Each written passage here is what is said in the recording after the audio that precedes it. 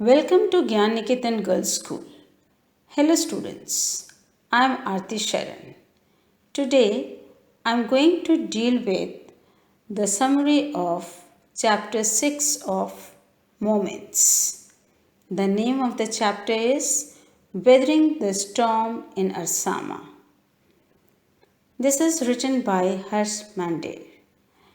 Harsh Mandel is an Indian author, columnist, researcher, teacher, and social activist who works with survivors of mass violence and hunger, as well as homeless persons and street children.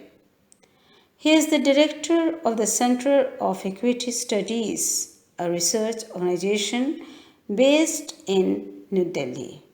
He was born on 17th April 1955. In this chapter here, the writer has written about the cyclone that hit Orissa in October 1999 and killed thousands of people and devastated hundreds of villages.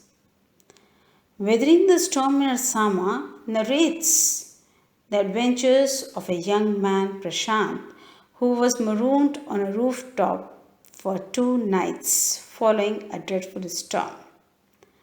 Prashant had gone to the coastal town of Arsama in Orissa on 27 October 1999 to spend a day with his friend 7 years after his mother's death. It was that fateful day the storm lashed in full fury with heavy wind and rain in the evening. Trees were uprooted and water entered neck deep inside the friend's house. The speed of the wind was 350 kilometers per hour. Everything was destroyed there. The scene of destruction was horrible. Prashant and his friend's family had taken refuge on the roof. Prashant was greatly shocked to see a huge sheet of water all over. It covered everything as far as the eye could see. Houses were broken. Dead animals and human bodies floated everywhere. Huge trees had fallen. 2 coconut trees had fallen on the house of Prashant's friend. Its tender coconuts kept them alive for several days. For 2 days, everyone took refuge on the roof till the situation calmed down a bit. Then Prashant thought of his family. He decided to go. Although everyone tried to persuade Prashant to stay for a few more days as the situation had not fully settled, he was determined to move ahead. Using a stick to guide him, he waded his way through the water to his village, which was 18 kilometers away from his friend's house. The flood waters were swollen. Prashant waded through water. On the way, he found 2 friends of his uncle. They were also returning home. They had to push away many floating dead bodies of human beings and animals to move ahead. There were hardly any houses left in the village that they passed. Prashant wept, thinking that no one in his family would have survived. Finally, he reached his village Kalikuda. The roof was the only thing that was left of his house. So he went to Red Cross shelter to look for his family there.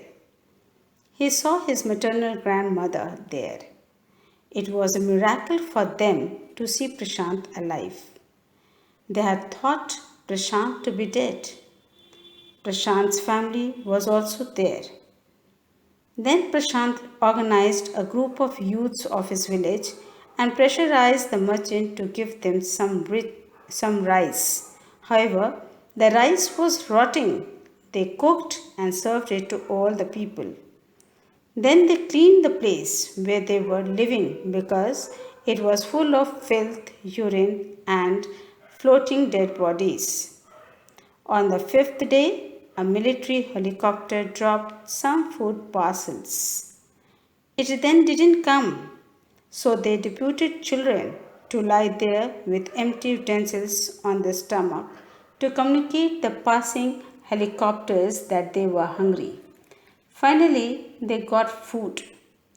Prashant became a savior. He brought the orphan children and made shelter for them. He asked the women to look after them. When he found women and children sinking deeper and deeper in their grief, he made them join the Food for Work program.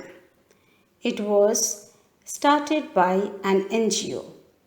Thus, he helped children as well as widows, and people were also concerned about him. So, I have completed the summary of the story.